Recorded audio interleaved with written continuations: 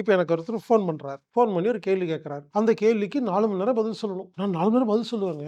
ஃப்ரீங்க, காசு கிடையாதுங்க. 4 நேரம் பேசி முடிச்சுட்டு வச்சுருவாரு ஃபோன.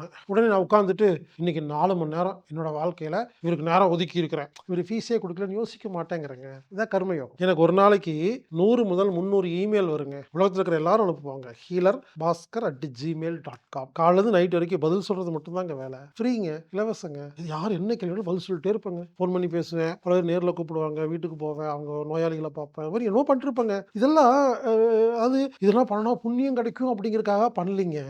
இயல்பு. அப்போ ஒரு 100 பேத்துக்கு இமெயிலுக்கு பதில் சொல்லும் பொழுது, அது புண்ணியமாகுது. இப்படி எவ்வளோ இமெயிலுக்கு பதில் சொல்றது மட்டும் சொல்லலைங்க.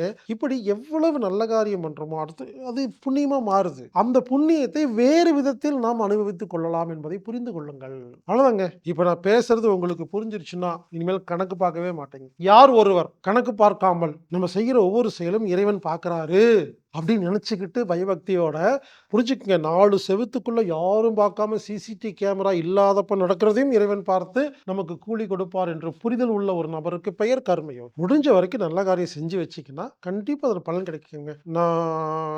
நான் நம்புறேன்.